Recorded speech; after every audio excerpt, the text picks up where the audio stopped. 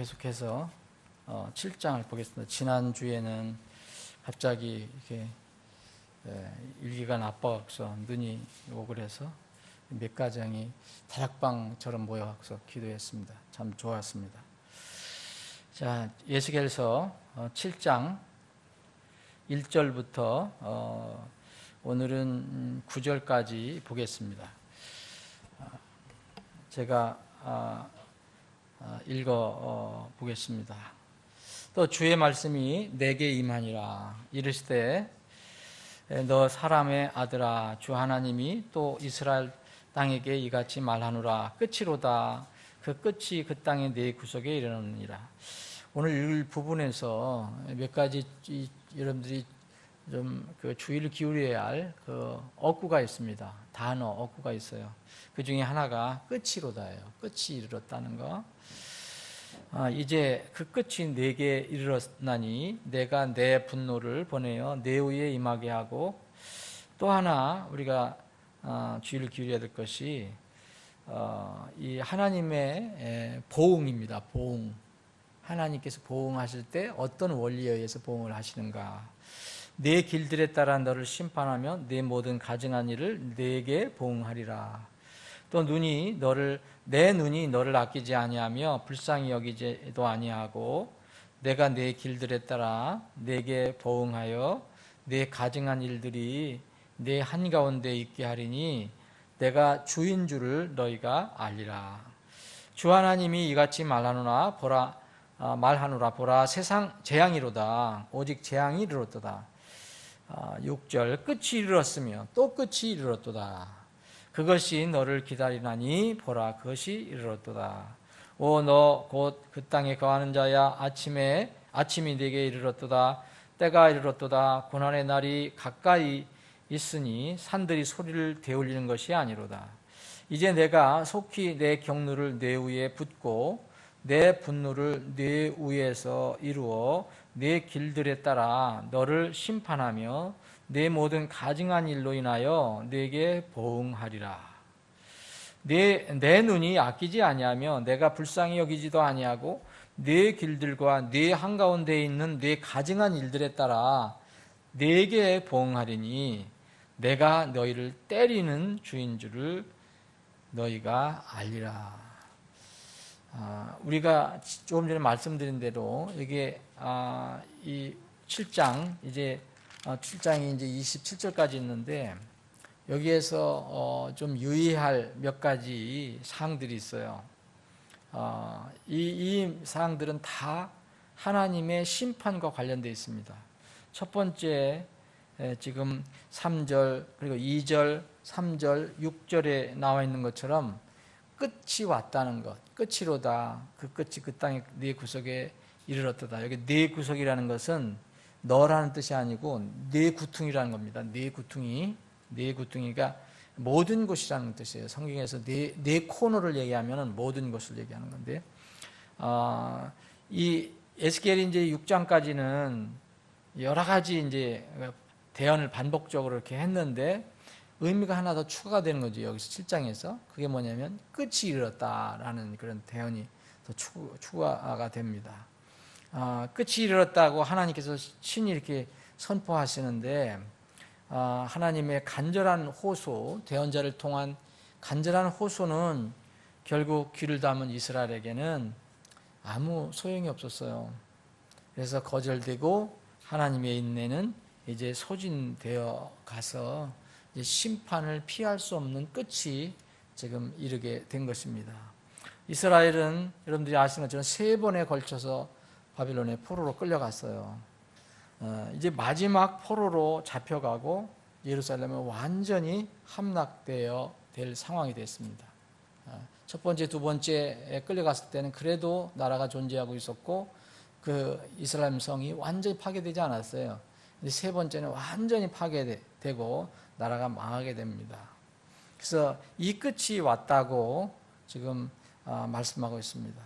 그래서 이 끝이 왔다는 것은 굉장히 그 긴박한 감을 우리가 느낄 수 있잖아요. 이 세상 끝이다 그런 긴박감을 느낄 수 있는데, 여기 3절 4절에서 얘기된 것을 또 8절 9절에 거의 반복적으로 똑같이 거의 비슷하게 다시 반복하고 있습니다. 심판은 이제 피할 수 없다는 겁니다. 이건 명백하다는 거예요. 이제 그들의 사악한 길들 그리고 가증한 것들에 따라서 하나님께서 심판하시겠다는 겁니다. 하나님은 거룩하시고 의로우시기 때문에 심판하시는 거예요. 만약 하나님께서 거룩하시지 않고 의로우시지 않고 공의로우신 분이 아니면 적당히 넘어갈 수도 있고 또 그때그때 감정에 따라서 다루실 수도 있어요.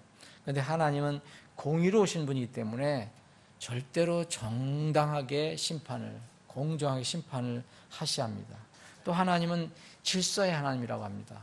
그래서 질서를 반드시 잡으십니다. 지금은 굉장히 혼돈의 시대라고 하네요. 인간들의 무질서와 혼돈, 신성모독, 불의, 불법 영원히 방치하지 않습니다. 요새 그 기독교를 이렇게 공격하는 그런 단체들이 난 최근에도 많이 들었는데 다른 종교의 이름을 가지고도 이렇게 기독교를 주로 공격하는 그런 단체가 있다고 합니다. 이런데 그리고 공개적으로 기독교를 반대하는 시민단체도 있고요. 근데 이런데 그 뭐 코멘트 아니면 그 글을 보면은요 소름이 끼칠 정도로 무서워요. 그 사람들이 어떻게 앞으로 하나님로부터 심판을 받으려고 하는지 이게 하나님을 조롱하는 일들이 너무 많이 나와요. 이름까지 올려갖고. 그래서 무서운 생각이 드는데 이런 것들이 영원히 방치되지 않습니다. 심판의 때가 반드시 옵니다. 하나님의 인내가 끝날 때 반드시 심판이 있고 무질서하고 혼돈스럽고 이제 불의가 넘치는 이 불법의 인간 역사가 반드시 끝을 맞이하게 될 것입니다. 그래서 하나님께서는 계속해서 이스라엘 백성에게 그 예루살렘 성이 이제 망할 때가 이르렀도다. 이제 앞으로 이제 주님 오실 때는 사실 이 음성이 들리는 겁니다.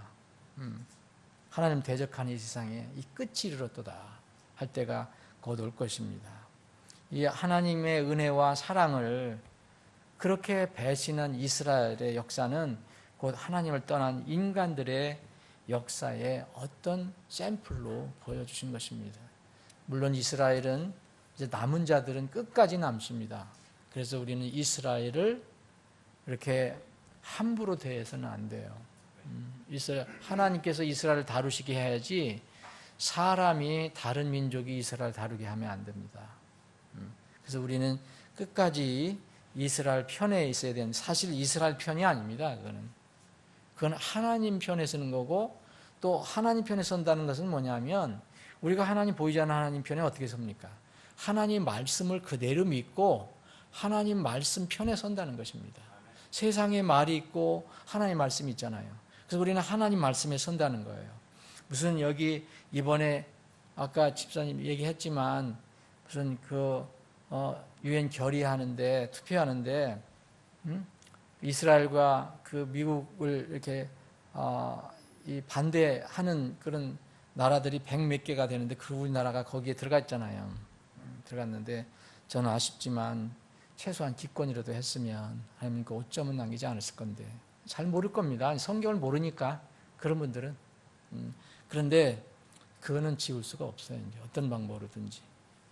근데 거기에 반대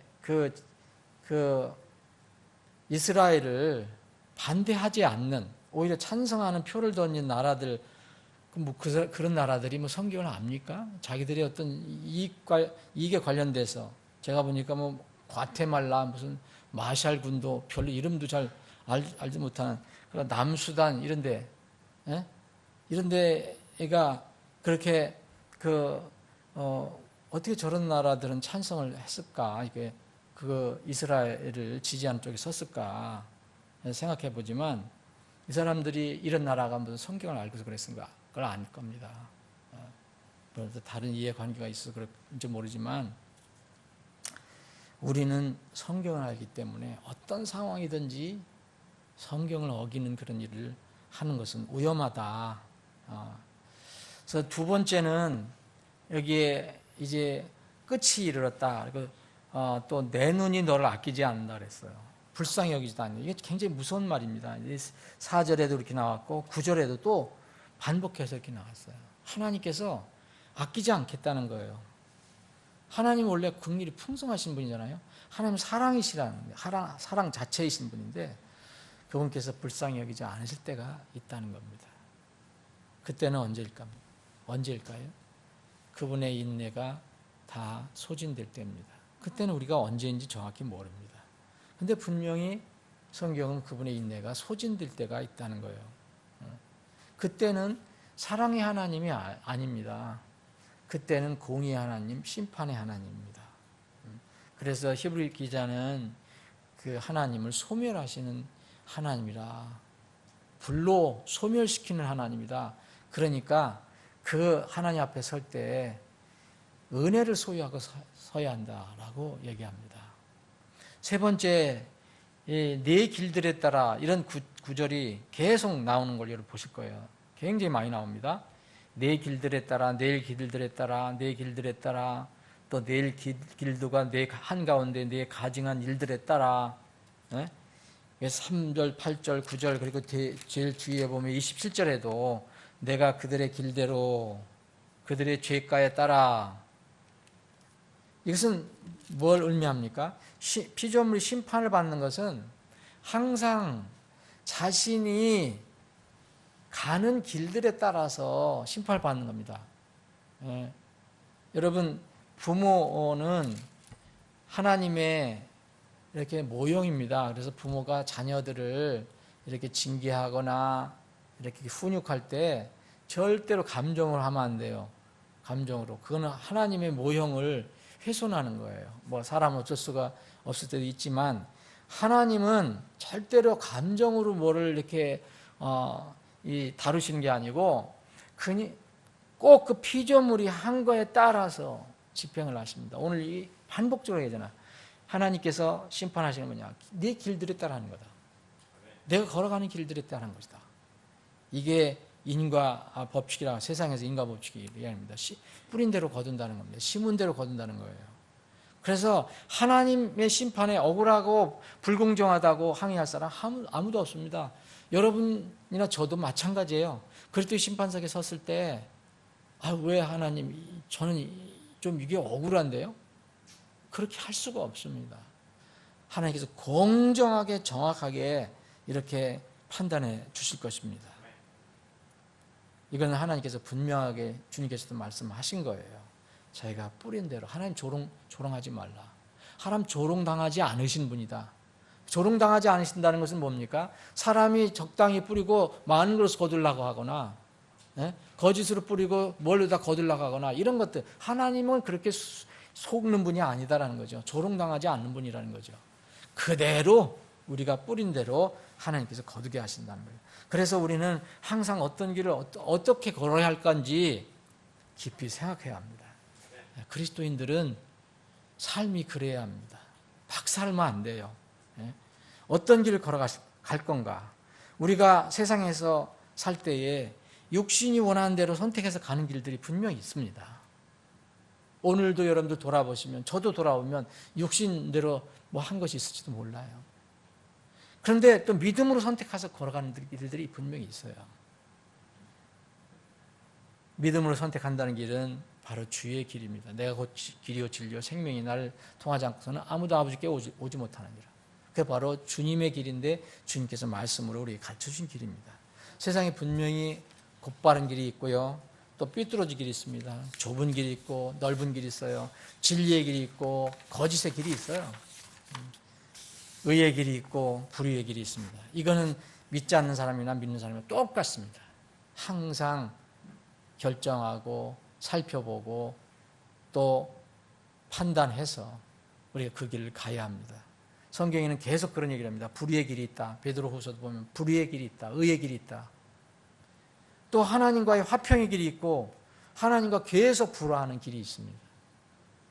로마 3장에 보면. 그래서 세상의 길과 하나님 길은 너무 다릅니다. 그래서 유사한 길들 중에서 하나님의 길, 영원한 구원의 길, 영원한 하나님의 보상의 길이 무엇인지 속지 말고 분명하게 잘 살펴서 걸어가야 합니다. 이 네 번째는 내게 보응하리라. 반복적으로 여기 그 길들에 따라 연결된 것입니다. 내게 보응하리라. 4절, 8절, 9절, 27절. 누구든지 개인이든 단체든 민족이든 하나님께 심판하시는 때가 있는데, 그 끝이 있는데, 많은 사람이 생각하는 무덤이 끝이 아니에요. 그래서 이제 시작입니다. 무덤 후에 이제 뭐가 일어나는 것입니다. 끝이 오면 따라오는 것이 바로 하나님의 보응입니다.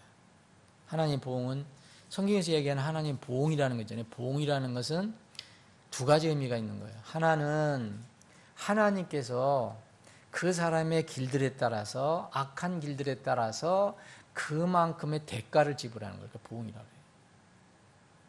이런 보응을 받으면 안 돼요. 또 하나는 그 같은 보응이지만 이제 그 사람의 길들에 따라서 칭찬해 주시고 보존해 주시는 길입니다. 그걸 우리는 흔히 보상이라고 합니다. 옛날 전의 용어로는 상급이라고 하죠. 상급.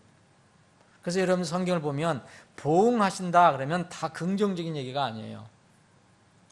이거는 보응이란 자체가 갚아준다는 뜻이에요. 갚아준다. 공의 하나님은 악에 대해서, 죄에 대해서도 당연히 보응해 주십니다. 좋은 잘 뿌린 씨에 대해서도 보응을 해 주시는데 그거는 상급으로 보상해 주시는 것입니다. 이렇게 되면 이제 4절 9절에 내가 주인 줄 너희가 알리라 그랬어요. 우리가 하나님의 긍휼을 구할 때가 있고 하나님께서 우리에게 긍휼을 여기실 때가 분명히 있습니다. 근데 이때가 넘으면 하나님의 긍휼을 구할 수가 없어요. 때는 너무 늦은 것입니다. 심판을 받고 징계를 받는 사람은 그때서야 하나님이 어떤 분이신가는 알게 됩니다. 누구든지 그렇습니다. 여러분 지옥에 간 사람도 회개는 하지 못하지만 하나님을 인정합니다. 자기가 잘못했다는 것을 뼈저리게 깨닫습니다. 그런데 진정한 회개를 할 수가 없어요. 왜냐하면 죄에서 돌아올 수 없기 때문에, 심판에서 돌아올 수 없기 때문에 그냥 후회입니다. 처절한 후회예요. 진정한 회개는 지상에서 일어나는 겁니다. 그래서 심판을 받고 징계를 받는 사람은 그때야 하나님 어떤 분이신 줄 알게 되죠. 이스라엘 사람들은, 여기 해당된 사람은 여기에 하나님은 어떤 하나님으로 이제 깨닫게 됐습니까? 내가 너희를 치는, 때리는, 때리는 하나님이라는 거예요. 때리는 주인 것을. 그러니까 징계를 하시는 그런 주인 것. 이제 강하게 이렇게 치는 그런 하나님이라는 것을 너희는 알게 될 것이라고 주님이 친히 말씀하고 계십니다. 에스겔 대언자는 이미 바벨론의 포로 가운데 있는 상황입니다, 여러분. 에스겔에서는 그런 상황에 쓰여진 거예요. 그때 느부갓네살 군대는 이 본토 예루살렘의 이스라엘 땅을 계속 위협하고 있었어요. 그런데 거짓 대언자, 거기에 남아있었던 거짓 대언자들은 뭐라고 했습니까? 백성들에게 계속 하나님께서 이 백성을 구하실 것이다 라고 계속 얘기했습니다. 거짓 대언자들은 이스라엘의 하나님의 말씀을 듣고 진정으로 회개할 수 있는 기회를 놓치게 했어요. 이게 그래서 잘못 전하는 게 얼마나 무서운 것인가. 여러분, 잘못 전해서 복음을 엉뚱한 게 받아들여서 구원 못 받는 경우는 이건 참 무서운 일입니다. 거짓 대언자들이 왜 큰 죄를 범했느냐. 자기들이 거짓말한 것도 죄지만 많은 이스라엘 백성들에게 잘못된 그런 생각을 넣어줘갖고 진정으로 회개할 수 있는 기회를 다 놓치게 했어요. 이게 무서운 거예요. 그래서 복음 잘못 전하고 이 복음에다가 뭘 섞거나 하는 요새 현대주의 그런 설교는 굉장히 무서운 겁니다. 이게. 백성들이 불순종하고 반역죄를 저지르고 그랬는데도 그걸 축소시켜주고 미화시켜줘서 그들이 선민이라는 것만 이렇게 자꾸 부추겨져 갖고서 우월의식 속에서 빠져갖고 회개할 기회를 놓쳐버린 거예요. 결국은 나중에 이 자기들의 대언이 거짓이라는 것이 증명되고 결국 사랑의 하나님, 긍휼의 하나님을 만나는 게 아니라 때리고 치는 주님을 만날 수밖에 없게 되는 거죠. 이 우리가 읽은 부분에서 9절까지 심판이 강조되었다는 걸 여러분 아실 겁니다. 계속해서 긴박하게 심판이 강조되어 있습니다. 근데 하나님은 지금 이 시대에 경고의 나팔소리를 더 크게 울리고 계시는데 여전히 지금도 인본주의 그런 쪽에서 나오는 것은 낙관주의입니다. 교회에서도 낙관주의. 물론 하나님은 우리를 돌봐 주시고 사랑해 주시고 뭐 부정한 거 채워 주시고 병도 낫게 해 주시고 다 하실 수 있는 분이에요. 그런데 지금 이 시대에는 하나님께서 바로 주님이 오실 것이라는 거, 그리고 이 세상이 어떻게 되어갈 것이라는 거, 점점 악화될 것이라는 이런 경고가 있어야 되는데 인본주의에서 나온 낙관주의가 지배를 하면은 하나님의 경고 소리가 들려오질 않습니다. 물론 어떤 경우든지 낙관적으로 보는 건 나쁜 거 아니잖아요, 여러분. 긍정적으로 보는 건 나쁜 거 아닙니다. 그런데 그것이 하나님 말씀에서 나온 것이 아니라 하나님 말씀과 다른 자신의 느낌이나 취향이나 또 자기가 생각하는 어떤 신념이나 목적으로 하는 것, 또 원하는 것, 그런 것에서 나온 거라면 그건 정말 위험한 낙관주의입니다. 여러분들이 진정한 낙관주의를 가지려면 그리스도 안에서는 아무 두려움이 없거든요. 그래서 당시 이스라엘 사람들에게 이 대언자들이 하나님의 성전이 안 파괴될 거라고, 어떻게 이 거룩한 성전이, 하나님의 성전이 이방인들에 의해서 파괴될 거냐, 상상을 할 수가 없다. 계속 그렇게 얘기했습니다. 백성들도 그걸 믿었어요. 자기들 생각으로는 감히 하나님께서 어떻게 예루살렘을 버리실까, 성전을 어떻게 버리실까.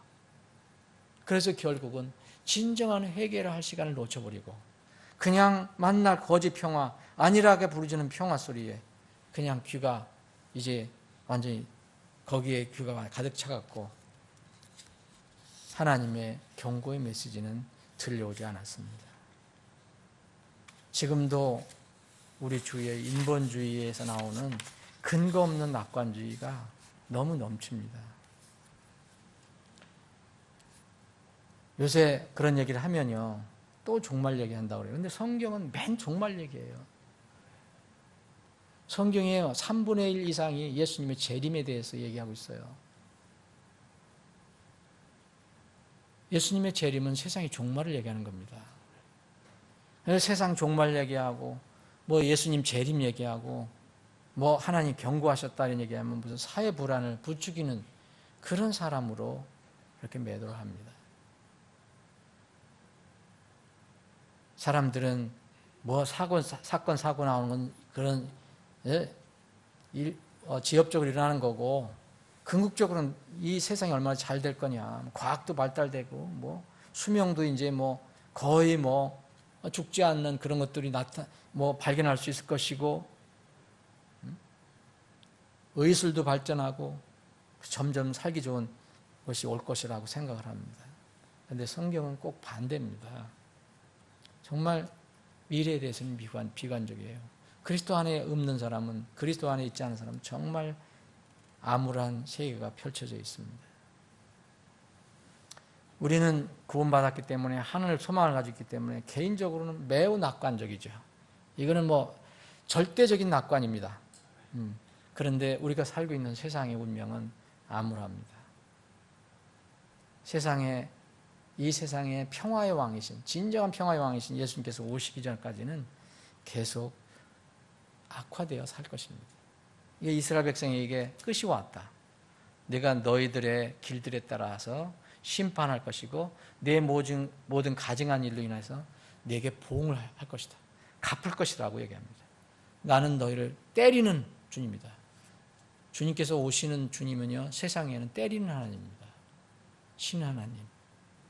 앞으로 어떤 전쟁이, 어떤 사건이 일어났지만 모르지만 성경에는 그런 앞으로 미래에 일어날 전쟁이 다 예고되어 있습니다. 사람들끼리 하는 전쟁도 있지만 예수님이 벌리는 전쟁이 있어요. 그것이 우리 앞에 놓여 있습니다. 우리는 이 어두워가는 세상에서 무엇을 준비하며 살아가야 할 것인가? 날마다 묵상해야 합니다. 아버지 하나님, 오늘도 저희들에게 믿음을 주셔서 하나님 집에 모이게 하시고 주님의 명령에 따라서 쉬지 않고 기도하라는 명령에 따라서 오늘도 여러 가지 기도 제목을 주님께 아뢰고 또 하나님께서 우리에게 주신 말씀을 서로 상고해 볼 수 있는 시간을 주셔서 참으로 감사합니다. 이스라엘 백성이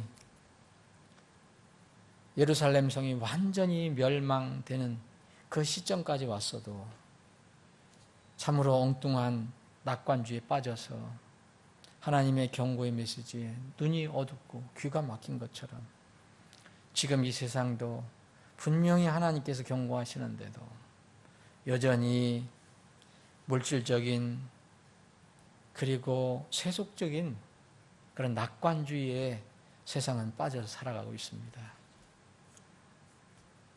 소위 기독교인이라는 그런 사람들도 많이 이 소망 없는 낙관주의에 빠져 살고 있습니다.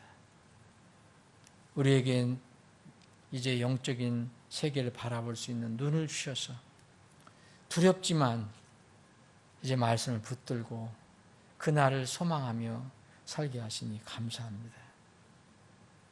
세상이 우리를 위협하고 겁을 주고 때로는 핍박한다 하더라도 우리는 주님 안에 있으면 결코 세상을 두려워할 필요가 없고 오직 주님께서 우리에게 주신 말씀, 주님께서 우리에게 해주신 예언의 말씀을 그것만을 우리가 두려워하며 살게 해 주시기를 원합니다. 아버지 하나님, 우리 교회에게 맡겨주신 여러 가지 사역이 있는데 이 사역을 잘 감당하려면 일꾼이 필요합니다. 공적 성경 사역, 전도 선교 사역, 또 그리고 신학교 사역, 또 앞으로 주님께서 우리 교회에 힘을 주신다면 어린이 교육 사역도 할 필요가 있는데 이런 것들을 하려면 일꾼이 필요합니다. 신실하게 섬길 수 있는 일꾼, 주님께 헌신된 일꾼들을, 가정들을 보내 더해 주시기를 원합니다. 우리 교회가 안정적으로 모일 수 있도록 자가 건물을 허락해 주시고 그것이 이곳인지 어디인지 주님께서 결정해 주셔서 저희들을 인도해 주시기를 원합니다. 주님 오실 때까지 장소 때문에 불안해하거나 걱정하는 일이 없도록 이 문제도 주님께서 해결해 주시기를 원합니다. 아버지 하나님, 우리에게 참 중요한 사역을 맡겨주셨는데 이 공적 성경 사역을 잘 감당할 수 있게 도와주시길 원합니다. 주님, 법인까지 세우게 하셔서 우리가 준비는 갖췄는데 이제 성경 마지막 교정 작업에 어려움이 있습니다. 담당하는 목회자들이 건강에 어려움이 있습니다. 주님, 이 마지막 이 사역을 잘 감당할 수 있도록 참여하고 있는, 관계하고 있는 모든 교회와 사역자들의 건강을 지켜주시기를 간절히 원합니다. 도와주시고 이끌어 주시옵소서. 오늘 이 2017년 마지막 3일 저녁 기도회에 나와 기도하고 있는 우리 사랑하는 주의 백성들, 비록 적은 수지만 이 성도들의 기도를 들어주시길 원합니다. 주님의 그 계획과 뜻 가운데 이루어 주시고 올해 이루어지지 않으면 내년 2018년에는 모두 이루어질 수 있도록 주님께서 꼭 역사해 주시옵소서. 우리의 기도를 들어줄 줄 믿고 감사드리며 거룩하신 예수님의 이름으로 기도합니다. 아멘.